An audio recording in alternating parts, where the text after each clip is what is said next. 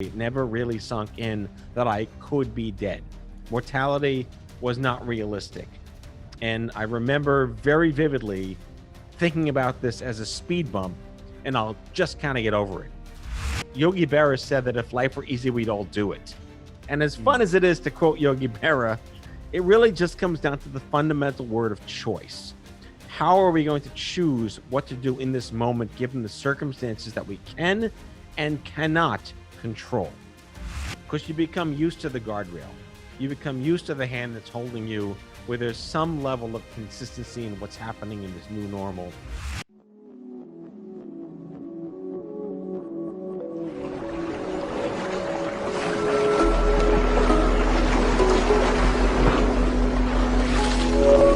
Hey, what's up, Masters? Welcome to another episode of Path to Mastery. And today we are with Mr. Matthew Zachary. Matthew, how's it going, man? It's a pleasure to be here, David, and I've been called much worse, so don't worry. Okay, good. I love it. Well, thanks for having us, man. You have a pretty unique, pretty powerful story that you're going to share with us today. And I just said, earlier I said, well, congratulations on what you went through. It's super inspiring, man. Yeah, it's kind of an odd sentiment to hear because you didn't choose for it. And congratulations is like, I'm here. Yay. What did I do to stay alive? And I really am a bit of a Jenga puzzle 25 years later. But yep, you know what? We're still here. My dad would say happily above the tulips. Yeah, well, you know what? I'm sure there's a lot of hard work and effort. And, I think, if people, we have a lot of real estate agents that listen to this podcast, and it's tough out there right now, and there's, the inventory is the lowest it's ever been. Sellers, there's a lot of uncertainty. So, people are dealing with that on a regular basis. And sometimes you think you have issues until you hear what someone else is going through, so I'm excited for this. So I'm going to do a little bit of your bio, and then I'll have you fill in some gaps. But, 10 years after surviving brain cancer at age 21, you're a concert pianist, composer. You created the first health podcast. Actually, that was after. So, I mean, you went through brain cancer at age 21. Wow. You founded Stupid Cancer, which is a nonprofit responsible for igniting global movement, advocating for AYA, which is the Adolescent Young Adult Cancer Program. And you support, it looks like you support, man, I'm just terrible at butchering people's poor bios, man. But you're just an inspirational dude, man. And, why don't you just kind of fill in a few more of those gaps about who you are, and then we'll get into a really cool conversation for our listeners. Sure. Again, it's a real pleasure to be here. My story can be shared in like 3 quick chapters. The first is that I was a classically trained concert pianist and film composer going to undergraduate to study at USC Film School and become the next John Williams. That was my dream when I was 19. And I was on my way there when I was diagnosed with terminal brain cancer, the least side effect of which was that I couldn't play anymore because my left hand stopped being able to move. I lost fine motor coordination. Spoiler, it didn't die, but I didn't get to pursue that career. Spent a decade in early new media, IT, creative, digital, graphic design, branding, logo stuff on Madison Avenue, and was plucked out of the ether in 2005 to become a, quote, cancer advocate. Phrase I did not know what that meant at the time. I was incubated and curated by the Live Strong movement back when it was in its wristband heyday, and went on to start a nonprofit called Stupid Cancer, as you pointed out, which was to basically be the Festivus of cancer for the rest of us. It was a Gen X driven sort of act up themed way of being angry that we deserve certain things in cancer, especially when you're not 80. And Stupid Cancer came along with the first radio show in cancer called The Stupid Cancer Show, which you never know you're first, but I hosted it for 14 years. We had a couple of million listeners, and I interviewed thousands of people. Lots of fun, channeled my inner NPR college radio nerd, but stupid cancer became the world's largest community for Gen Xers and millennials, regardless of where the cancer was in your body. We didn't care. We were all about the fact that this is a development stage of life where Mm. your needs and your goals and what's important to you are vastly different than those of people who largely get cancer over the age of 70. And ran that group to amazing heights. We have transformed healthcare, passed laws, lobbied Congress, incredible stuff that was done with our partners and with our community for years. And my new chapter is I stepped down 18 months ago, and I've created the first audio broadcast company focused on cancer research, advocacy, and community. Mm. Awesome, man. Well, again, thank you for all that, for what you're doing, what you're up to. Let's so 21 years old, you diagnosed with I mean, I can't even imagine that, as a 21 year old. What's going through your mind, man? The tumor. Ha ha. Sorry, bad joke. Had to go Yeah. there. My apologies to the listeners. Honestly, I was in such a state of denial because at 21, you're invincible. No matter who you are, where you are, what you do, you're born biologically to be invincible at that age. Mm. And I never really sunk in. Honestly, I mean this authentically, never really sunk in that I could be dead. Mortality was not realistic. And I remember very vividly thinking about this as a speed bump, and I'll just kind of get over it. And Mm. I think that came in very handy given the grim prognosis that I'm thankful they didn't tell me until after the Yeah. fact. So that was maybe my just youth denial of how close to death I actually came at that age. Do you think like mentally that helped you? Like the fact that you were just like, yeah, this is just a blip in the road and you didn't, do you think that it has anything to do with that? Honestly, it might. I mean, we like to say the cat poster is attitude is everything, but to that extent, what does that really mean in the moment? And I'd like to believe that the less depressed you are, the less depressed you are. And that's to your Mm. advantage to figure out what it means to just deal with every single day with the right triage. Yeah. Did you go through a time of depression or what was that like? I mean, and I'll tell you because it's we talked about it at the beginning. It's like it's really challenging. I've been doing this 18 years in real estate. I've never seen inventory this low. I've never seen it this hard to take listings. And I consider myself, at the top, with skills so I got to imagine how some other agents are feeling. So, go back to you dealing with this, young kid. I mean, did it, how'd you get through that? Like, what were some of the things you did? I mean, I kind of just felt like flotsam on the river, just letting it carry me because I had no control over anything. I mean, going back to stress and anxiety, for anyone going through any tragedy, whether it's cancer or bereavement or whatever it is, for most people who can nod their heads when I say this, the last day of anything is always the scariest because you become used to the guardrail. You become used to the hand that's holding you, where there's some level of consistency in what's happening in this new normal. So for me, my last day of treatment was April 30th, 1996. And the ensuing 5 years were just riddled with absolute terrifying depression, anxiety, isolation, self examination, because I didn't have a support system that just didn't exist in the 1990s. But I guess if you want to, there's no real answer to this question, but how did I endure those years? I was able to rehabilitate myself and play piano again, but it took 5 years. So I found that the only anchor I could have at that time was the potential to rehabilitate myself because of what my diagnosis took away from me, knowing that I'd never be John Williams, but I would be something. And that's all I really had to go with for those 5 years. Yeah.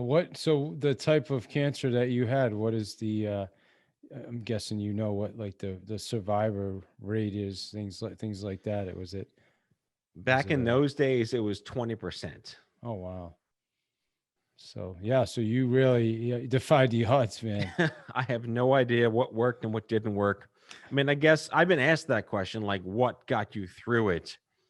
And, people want, like, oh, God did it, or vitamins did it, or nutrition. Nothing did it. Like, the will of just staying alive every day, whatever that means, is it's, I'm going to quote a mentor of mine for your listeners. His name is Dr. Bernie Siegel, really pioneering guy in the 1980s, cancer surgeon.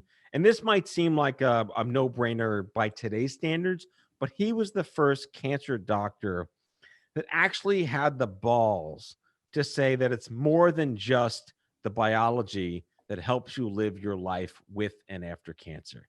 It's your mind, it's your body, and it's your spirit. And that back in the 80s, that was nonsense. That was malarkey, as Biden would say. No one could consider it to be possible that it's more than just cutting you open and getting things out of you.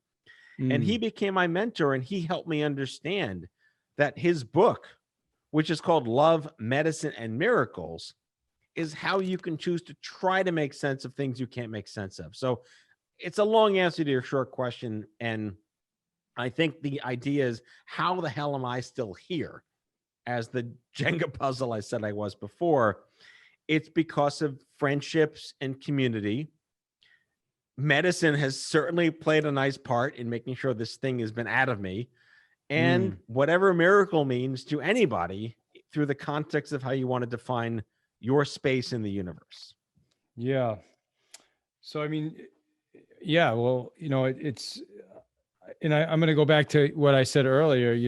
About the mindset thing. I mean, again, I can only imagine because thank God I've never experienced that, but I'm guessing you had a strong mindset, which helped, especially if it's a 20% of people make it through, So I think that along with the other things you mentioned, community, because support, right? Mm-hmm. And I also want to, I want to kind of shift this soon to, our listeners right now that are dealing with everything they're dealing with in their business, right? I mean, it's how, how do I'm trying to think of what, best way to what questions you tell me, what questions do you I'm very rarely at a loss of questions. So, what do you typically get asked most? I mean, I think the allegory is that you shouldn't have to go through bad things to be an awoke person, and Mm, to recognize that, yeah, you're allowed to be pissed at weird things happening in FedEx losing your package and the mail not showing up and the client leaving, or and just because you can smell the roses and have perspective doesn't mean you discard the fact that things that piss you off still can piss you off. It's actually a fun little milestone of beating cancer or living with it, where once you start realizing that you can get pissed again at the mail guy, you realize you've kind of made it past all the terrible things. And yeah. again, business is business, and your career is your career. It's going to be what it's going to be, what you choose it to be, hopefully. And it really is about, I think we like to say, like, either falling with style, like what Buzz Lightyear said in Toy Story, or enduring with the panache you can possibly have. How do Mm, you get through life on a day-to-day basis, knowing a shoe can drop, or if the shoe is already dropped, it could drop again. And surely everyone knows someone whose shoe has dropped. And when you get up in the morning, what do you say to yourself? What do you do to yourself? How do you honor yourself? And who are the people that surround you that help you achieve what you want to accomplish that day? Sounds like a cat poster, but no, honestly, well, that's just kind of how I live every day. yeah, I'll tell you, I woke up yesterday. I had an amazing weekend with the family. Stayed up late, way later than I normally do. And yesterday morning, I woke up late. I didn't get up when my clock alarm went off. I didn't go to the gym because I was behind. And it was weird. It just kind of spread into my whole day. My whole day was off really just because I overslept, and it's just really, really interesting. And then this morning, got back up at 5, and you feel like $1,000,000, man. You know, I And I think, like you said, it's all the little things. It's everything that we do. So for our listeners that are dealing with right now with these challenges, and as it's really difficult, whether you're working with buyers, whether you're working with sellers, you start to doubt yourself. You start to say, well, I'm not really sure if this is going to work, or real estate's for me. What would you say to those people when it comes to like self-doubt? We're fortunate to live in 2020 when we are, I don't overuse the word woke because I'm a dad and I can't get away with that at 47 years old. But culture has evolved to a point where it's okay to accept certain things and own vulnerability. We don't have to be these stoic alpha people anymore that hide ourselves in a corner and don't want the world to know that we're human beings. And accepting that this is what thankfully society has evolved to, which is maybe a more sensitive way to approach vulnerability, trying to figure out what your priorities really are and how do you stack the deck for yourself and not against yourself when the unexpected happens. I always say bad shit happens to good people, but something like COVID or a housing crisis or an economic downturn, there are always going to be things that challenge. Yogi Berra said that if life were easy, we'd all do it. And as fun as it is to quote Yogi Berra, it really just comes down to the fundamental word of choice. How are we going to choose what to do in this moment, given the circumstances that we can and cannot control? Yeah. Well, here's I was thinking about this question. It's like, I don't, I'm just, you were 21, when you got cancer, do you think there's ways to avoid getting cancer, or is it something that like is it do you think I'm guessing at your age, I don't know if I'm even asking this question the right way, but do you think it's caused by stress and other things like that as well? Or what are your thoughts on that? Yeah, it's a really important conversation to have, this idea of prevention, or we say risk reduction, like lower the chance of this bad thing. Like if you don't want to get a car accident, don't get in a car. It can't be that simple in health because there's so many variables to that Yeah. extent. But we've reached a point now, again, looking at 25 years of improvement in the way medicine is practiced and drugs are, not to make this geekery, brought to market and whatever. It's easier than ever to choose lifestyles that we now know reduce your risk of bad things happening. Things that may be like diet, of course. Diet. Can runners and marathoners and peak condition athletes get cancer and die? Of course they can. There is no one way to avoid anything at all. And yet you can choose to, maybe like the over under on where your risk portfolio is, to channel, the real estate market, the client market. It's a portfolio of risk that you have to choose to do every day. Do stress and anxiety lower your immune system? Yes, that's been evidence-based. That's clinically supported. Is having social infrastructure and relationships good for your mental well-being? Yes, it is. Tribalism works when done the right way. Can you wake up in the morning and decide to meditate? You can, if that's something you think works for you. Is hugging your children therapy for you? What can you do as a family person? Do you want to own caregiving? Do you want to volunteer? Volunteer service improves mental health. There's qualitative and quantitative data that just volunteering on a board of directors or a soup kitchen, doing something of your own selflessness in the world to help, that changes your mindset. That improves your quality of life. So there are things you can control and there are things you can't control.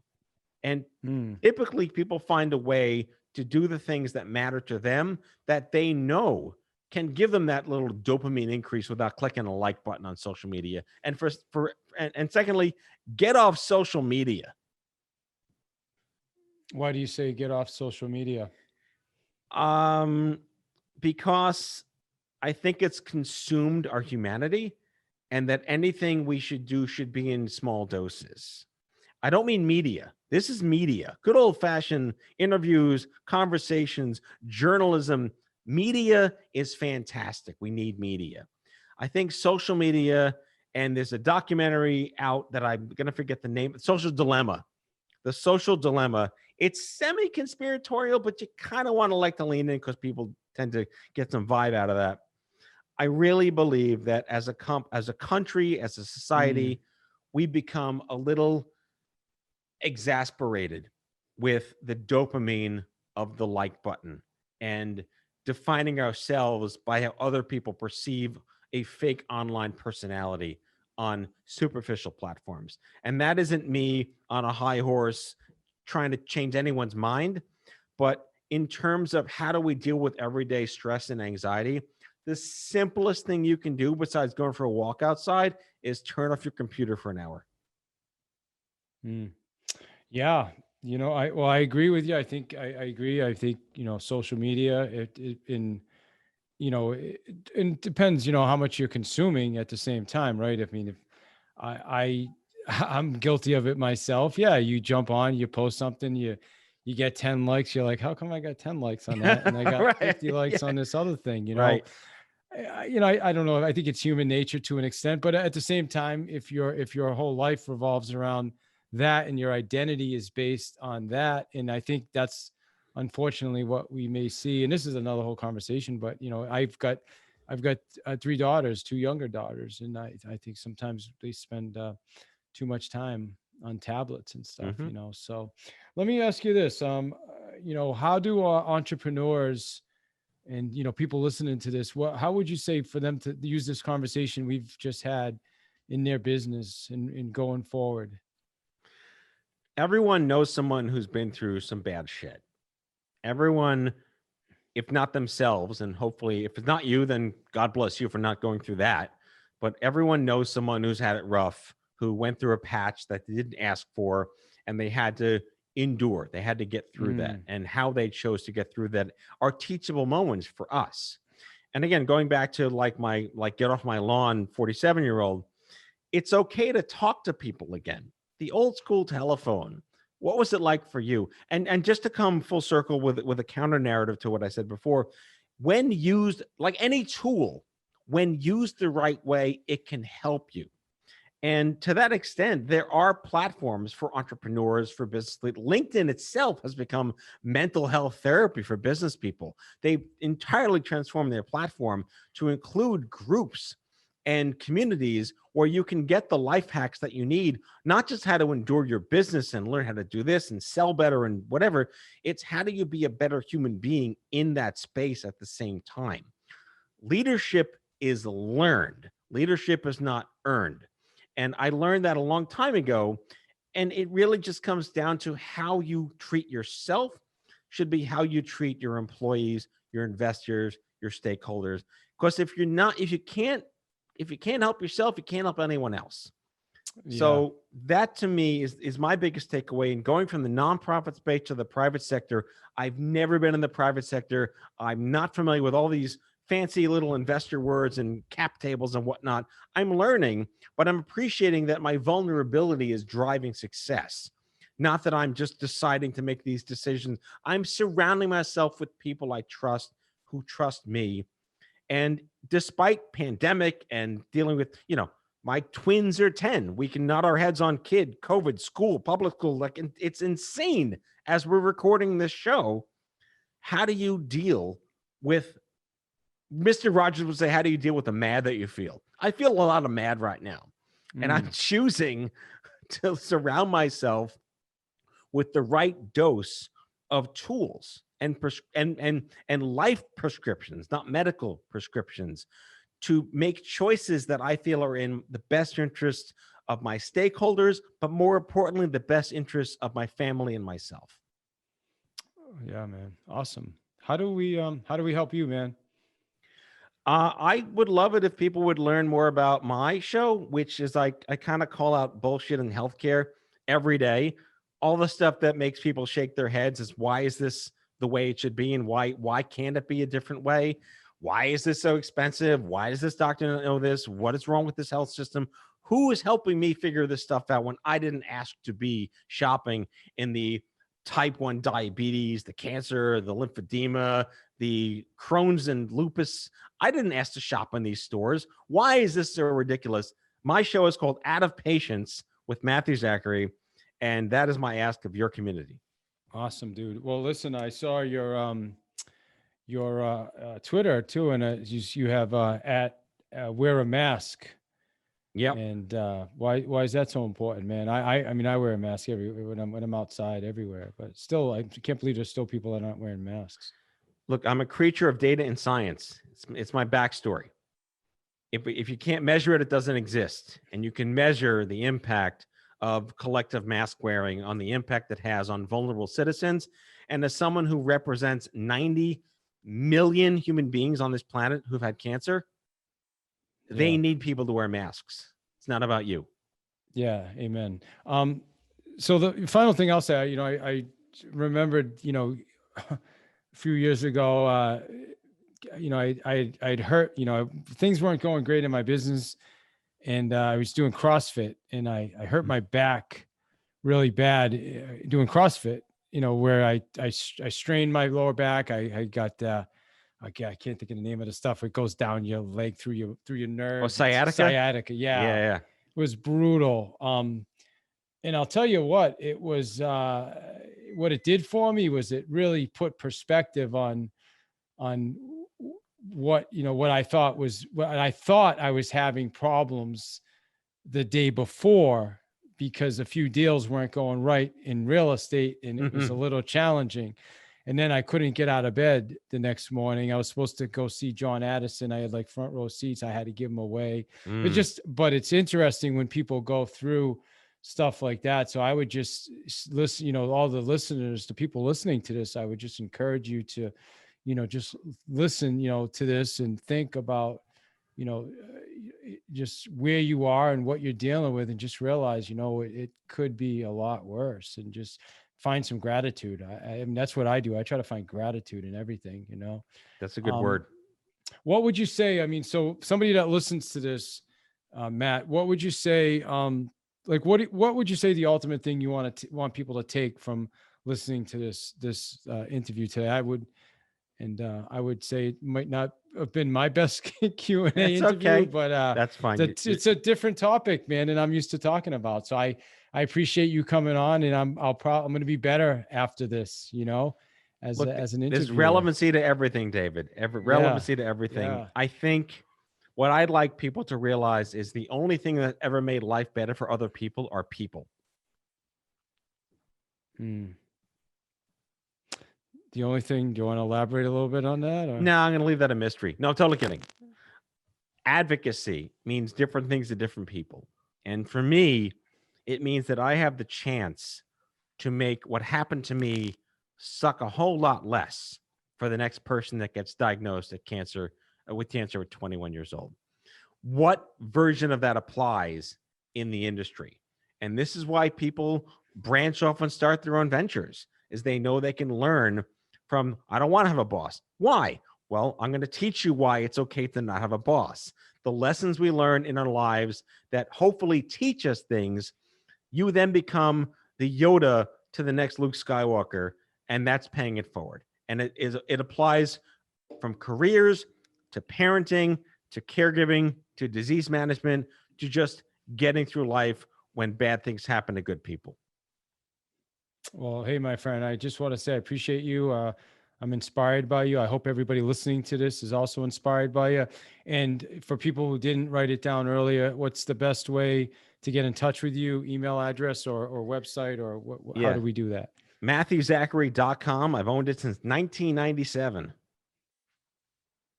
All right, my friend. Well, hey, thank you. I appreciate it. Thanks for your time today.